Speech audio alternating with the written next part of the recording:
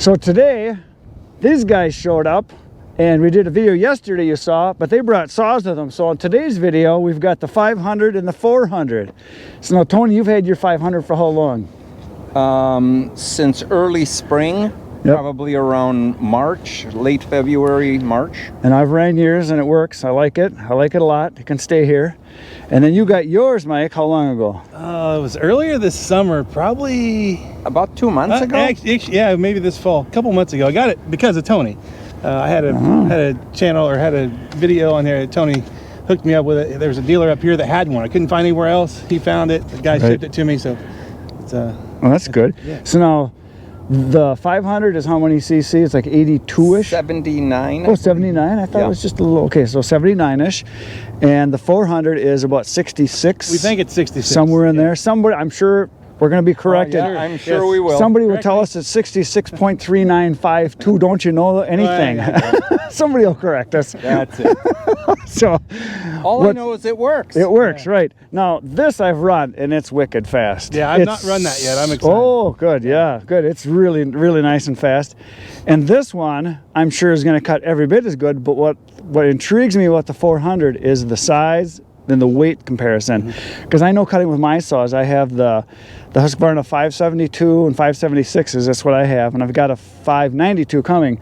But you can only run them for so long and your arms are dead. Right. Whereas a little bit smaller saw, I think you could run longer. Although you get a faster cut, but you can cut longer. So there's that, we're talking about balance in between. Yeah, you want to find the sweet spot as far as the saw that's going to be best for you and for your needs. And Tony's solution is buy them all. Yeah. I've got that old saw, that 064, man. It's so heavy. You can really tell a difference between that saw and this saw, and that's old technology and this is new technology. Right. But man, there's no comparison when you drop the weight in them, man. You can just run them all day, and they're fun. And this one, right now they run how much? As far as cost? Cost, yes. Yeah. 1,400. And it varies depending on the bar that you want, $20 or $30, but they're roughly around $1,400. Right, and then this one was under 1,000. Under 1,000, yeah. Yeah. Depending again whether you get the light bar. So that's a big difference. So if you're gonna buy 2 saws for production, or if you're gonna have 3 saws, like I like 3 or 4 saws, this is a little pricey. By if you get 3 of them, you're talking almost $5 grand. Whereas you could get 3 of these for $3 grand. That's a big difference. Yeah. And is it that much better? You'll see, yeah. And it's not a matter of being better. It's what's best for you. Everybody thinks you got to have the biggest, baddest, meanest saw. Not necessarily. You want to have the right saw. Yeah. And if you start cutting volume, like you're talking about, possibly, you're going to want to find that you want to do it quickly. Yeah. And Chris pointed out with his 576 when we started using it, the speed that you pick up in the CC, the larger CC saws, makes a huge difference. I didn't really think about it, but then when you start like this 500 and you cut a load of wood like we're going to start doing here, you notice it immediately. Yeah, when you switch back and forth, when you take what my brother would call a little weenie saw and you're cutting with, you go, oh, I'm doing pretty good, this is nice, I'm cutting, everything's going great, and you cut a tank and then you pick up the other saw, it's like holy smokes. It's like, and then you go back to the little saw, it's like, throw that thing away. Yeah, right. Yeah, it's almost you never use it till or something. But if you're going to cut all day long, smaller might be better. And if you're not cutting huge production, that might be better. And if you're carrying it in the woods all day, that might be better. All factors. Right? Yeah, all those trimming, if you're doing knocking trees down and trimming,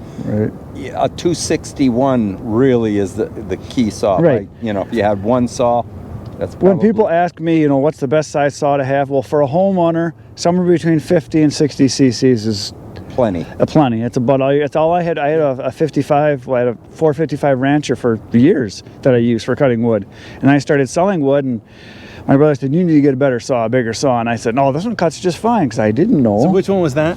Well, your brother says you're Kenny. No, the 455. So was that your weenie saw? That was a weenie saw. Okay. Well, I had one before that, too. I had a couple other little bitty ones, like I had a Poulon Wild thing. I had a Poulon, too. We all had Poulon Wild things. The one that I had, though, I used it quite a bit for just trimming. It was nice and small and light, and I took it on like hunting properties where I was cutting shooting lanes. It was great. It was nice. That's why I ended up buying a steel because the pulling I had just a piece of junk. And I was like, I'm just gonna go buy a nice saw, and I did, and I haven't looked back. Yeah, and people, you know, they cringe at the cost of, you know, what they are, but once you have one, it's, you know right away. Like this old saying goes, you know, pay high once and cry once. Yeah. Or you can pay a little and cry often, because you're gonna have to keep buying over and over and over until you get the right one, and you learn the hard way. So we're gonna fire these bad boys up, and we're gonna do some cutting and kind of do some comparisons and talk about it. So sounds good. We already warmed them up, so we're gonna get cutting right now. Okay, so yeah, you got a laser on there. Yep, we have a laser. We'll be explaining this in a separate video when you get back from your hunting trip. Yep. So we're gonna do some cutting now. So I'm going to use Mike's new 400 because I've ran the 500, and Mike's going to run the 500, and then we're going to switch. We're going to kind of compare them, and then we're going to talk about them. Does that sound like a plan? Sounds good to me. Saw's already warmed up.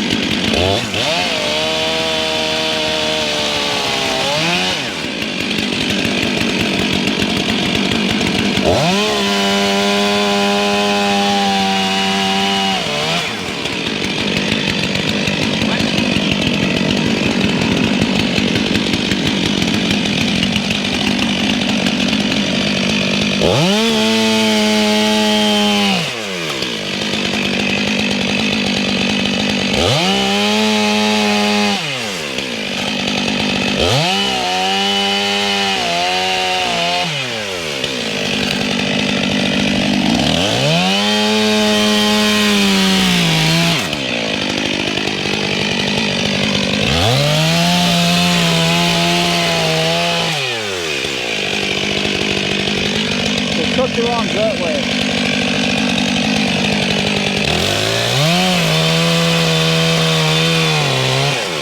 Just pull the thing now. Hold the thing? Pull the thing.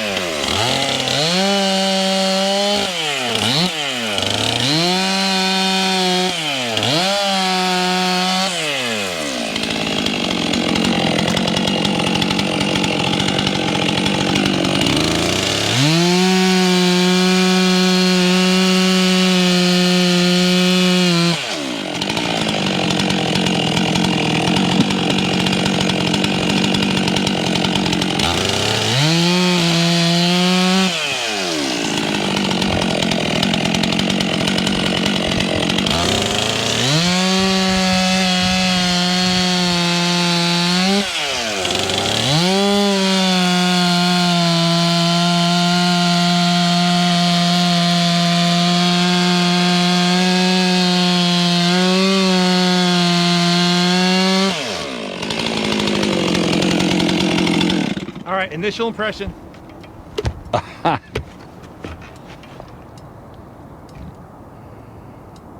My initial impressions, it's nice, but the 500's faster.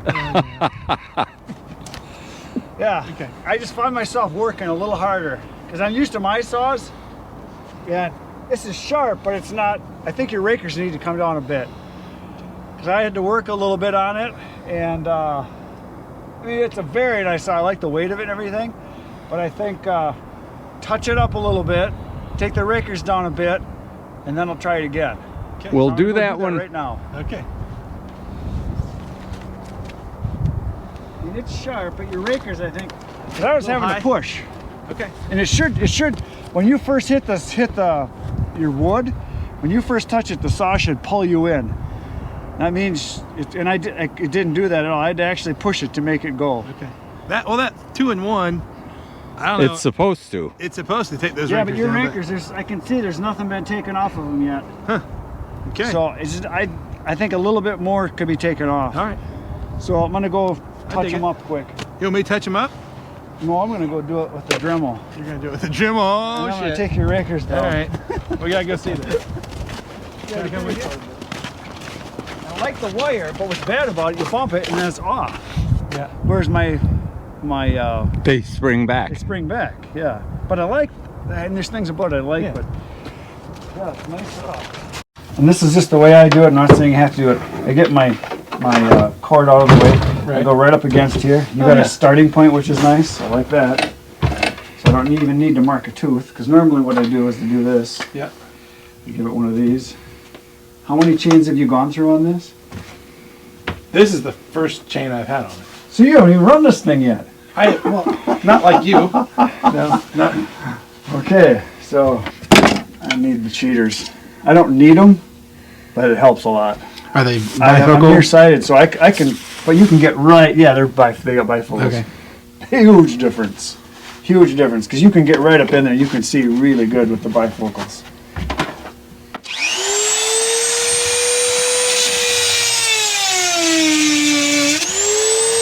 Yeah, this tip is, see that tip? Yeah.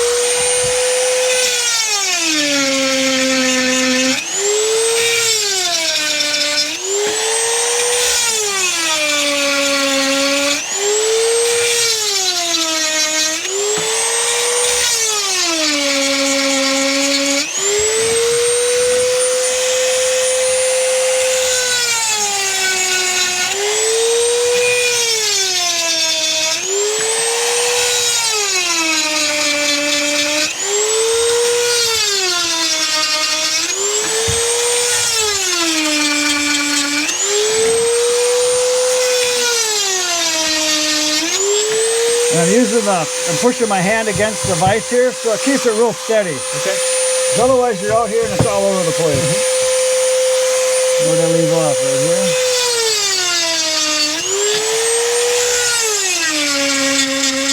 Yeah, your gullet's not very deep, I can see.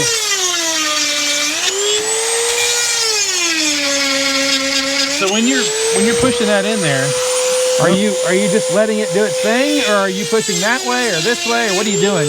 In and up just a little. Okay. And just keep it moving, otherwise you get a belly. You want to go on the end a little bit. And just watch the end here. See how that's not touching the top of the tooth yet? Yeah. The plate's not being touched because your gullet isn't very deep. See that? And you see that edge develop, that shiny edge? Now it's sharp.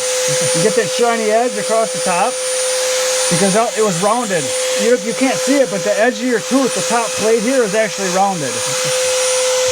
One other One is a straight line and then sharp edge. One other issue is he's using the Stihl file, which is like a few thousandths bigger, Right.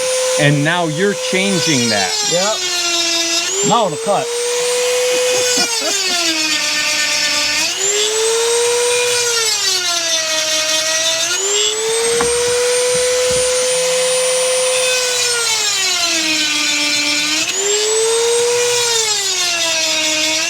See how close you can get your camera.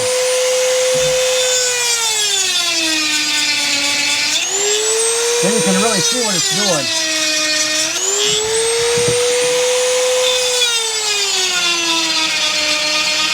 See the edge develop there then?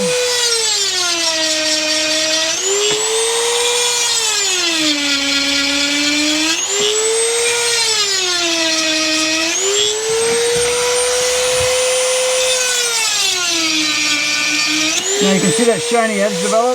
Just watch this one because I can see it's a little rounded. Watch the edge develop on it. You can see it right now, right there. See, it almost kind of peels up. Yep, just a hair, right? Now, right there.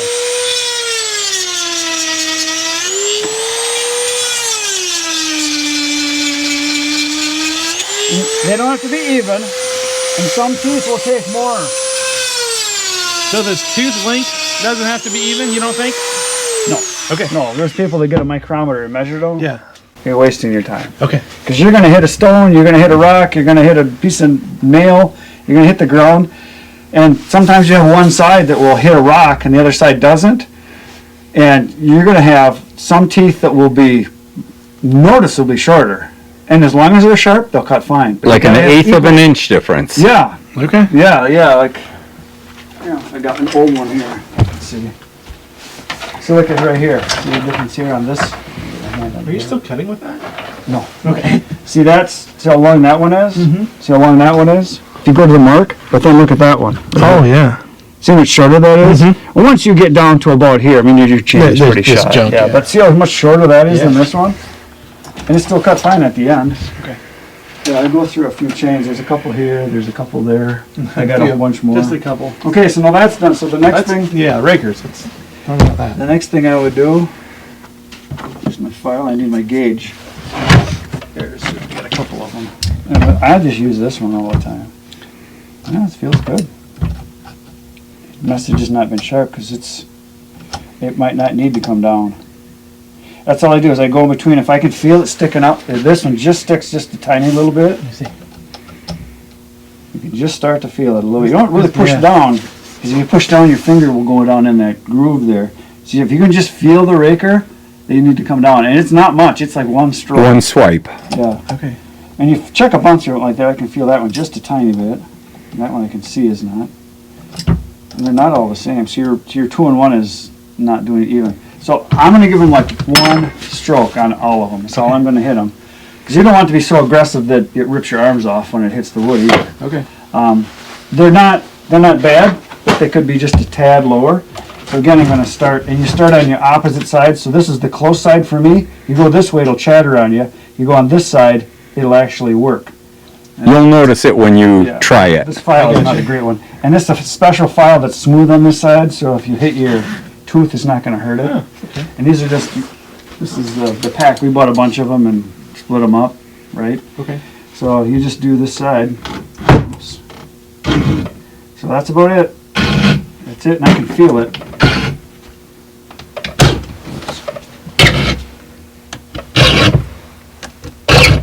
That's all I'm going to do.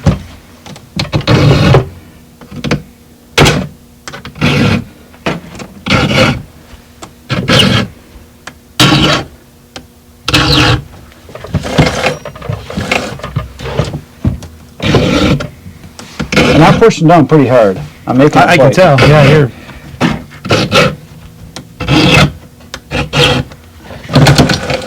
I'm not giving it much.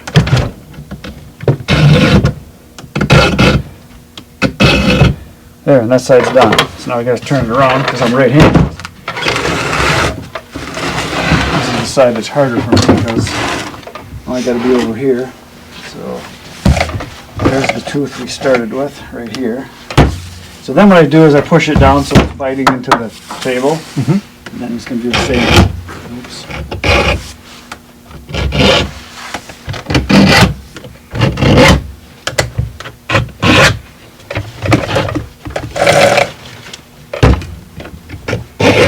this is where you do want to be fairly consistent.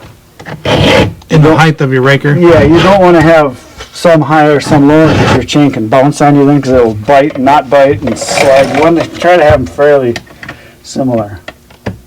So don't do like 3 strokes on one and one on another. But you can feel when I'm pushing, I can feel it's biting and it's cutting.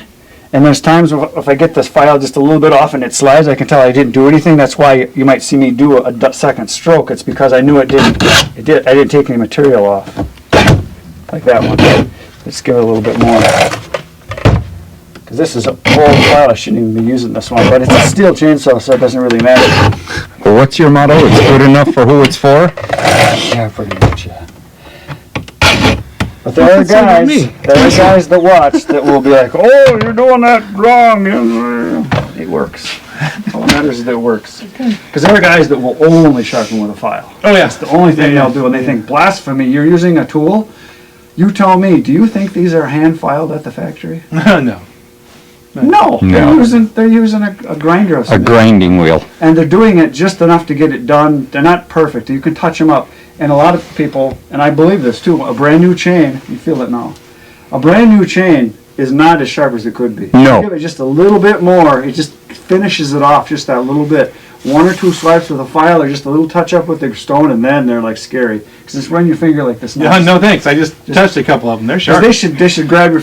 Like you say, cat claw. Like a cat, just instant. That's what these feel like. Now just give them a little feeler. You can feel how they're super sharp. super so sharp. now we'll know. Okay. 'Cause before it was sharp, but now it's really. Now it's Chris sharp. Yeah. Well, Kenny actually gets it even better.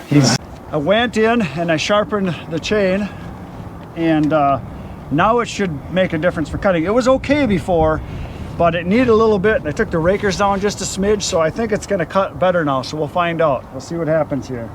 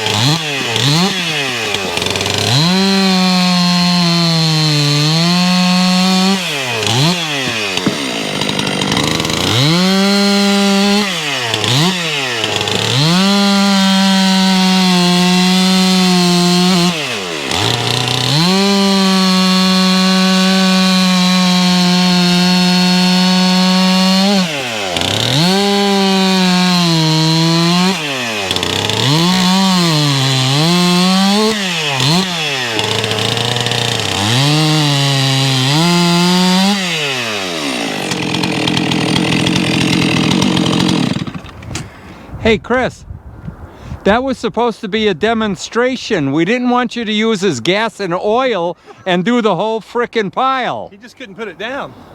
No, you got to run it a little bit to know. That's what you want. It's the chips are bigger now too, I can tell. Yeah, it's sharp now. So now I'm gonna run the 500 and see the difference. But it cut nice. It's a nice size saw. I like it. Let me help you check. So now we're gonna try the 500 out. Get a little bit of a comparison. Just throw some of these out here. So I'll cut right down here. Yeah, you can't just make a couple cuts and no, you gotta actually run it. Well, you're gonna have them all checked before I get over here.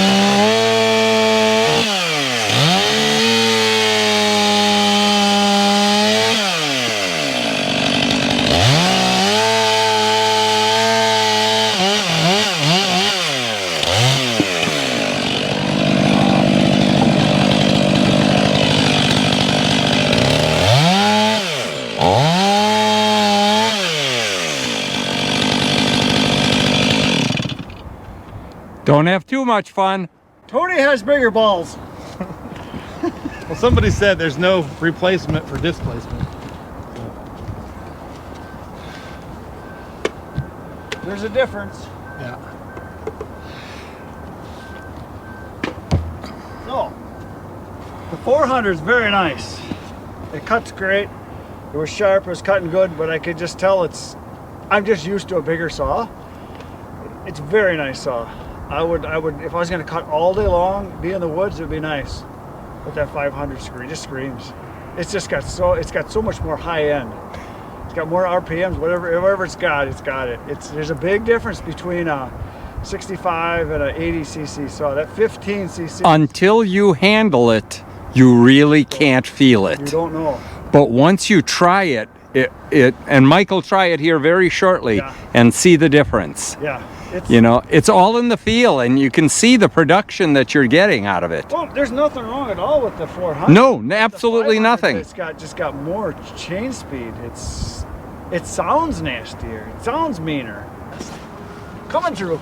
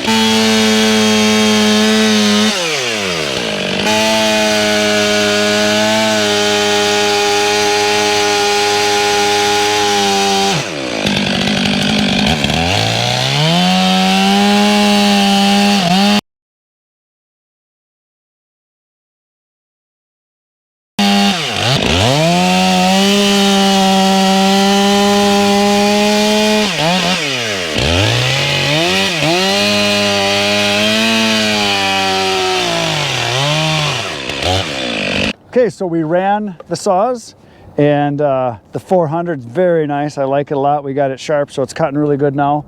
But there's a difference, those 15 cc's, and I know, Mike, when you ran, I could tell right away you started smiling. Yeah. It's just faster. There is quite a bit of difference. Yeah, you notice it right. If you cut enough too, you'll notice it even more. Because I've cut on so many different chainsaws over the years, trying other people's stuff out and mine and my brother's and people that have brought them here.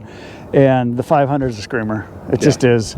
But there's nothing wrong with any of the other saws if they're sharp and they're running. I promise That's you, the if most you go buy important thing. one of these things and take it home and run it, you're like, oh my gosh, it's awesome. But then you run one of those, And then you're on a depression different depression sets in. Yeah, different level. Yeah, it is. It cuts. It's a high-end pro saw. That's it. And it's got, like my dad would say, it's got balls. It goes. It just goes. And yeah, this is real comparable to my Husqvarna's, my 572s and the 576s. Right, exactly. Very similar. When I run them, it's like, yeah, it seems just the same. They cut just the same. And then this to me is better than what I used to have by far. I mean, my 55cc Husqvarna I had. Yeah, or any of the other Stihls that I've run, people that have brought here, it was a 261, I think. Chris? Yeah, well, that's the pro saw, the two. But once again, I think it's a 50cc Right, saw. right. Nice. But it's a nice saw. You're just waiting. It's like, okay, it's cutting. Because you get used to the speed. Because once you get used to that. And these, when you're running them, I don't want to say it's scary, but you're like, you've got to watch. You got to, because it's, you know you got something in your hand when you pull the trigger on that. Yeah. The first time I ran a 576 after going from my 455 Rancher, I was just like, holy crap, I had no idea. It's, you got to hang it. Like I always tell people, it's like the difference of driving, a Chevy Chevette compared to a Corvette. Yeah. There's a difference. Yeah. It's a big difference. They'll both get you to the same spot. Yeah. But in how fast. Yeah. And I know guys like to talk about, horsepower and size and all this stuff, size especially. But you got to pay more for it. It's just the way it is. I mean, you got to pay an extra $500, and for the average guy that's going to cut, it's not worth it. Your own wood, this is the one to get. Yeah, even a 261 for somebody who's occasionally using it, more than enough saw. But like we were talking about, if you're going production and you want to actually work and produce as much as you can, speed's everything. Yeah. And as you get older, you don't have that much time left, so you better start doing fast. Yeah, it's cool. We picked these up. There's almost no difference in weight. Yeah, they're very similar. He's got a light bar on the 500, and I've just got the regular bar, but really fueled up, same size bar, almost identical. And you saw the difference in the balance. Yours is nose heavy, but that could just be the bar. Right. But then that is balanced, the 25-inch or 24-inch bar, whichever you want to call it, on that saw. It's just perfectly balanced. Right. I shut that off. Okay, this is checking. So yeah, great saws. They cut good. We had some fun. We made some chips. How do you like cutting cherry? Yeah, I like it. Yeah, we nice don't wood. get much of it. It's beautiful. It's fun to split. It smells good. Yeah, it smells awesome. It's like my favorite wood of all of it. Just because it's easy to cut, easy to split, smells good, sells good. Dries fast. So fast. Starts easy. Well, the bark has got like an accelerant, like almost like birch does. It just starts easy. It's just really nice wood. The only bad thing is it doesn't put out as much BTUs as oak or hickory. So your wood snobs are like, oh, cherry. Give me hard maple. Give me hickory. Give me Osage orange. And you have Osage orange. We don't even have it here. A little bit. I have some. Yeah. Well, that's pretty awesome. So there you go. We ran the saws. You got to see them. Got to play with them. We got to touch them. And so that's it for today, folks. Thanks for watching. Tomorrow, you know what you're going to do. You're going to come back. Between now and then, get outside, get cutting. Good night, Irene. There you go.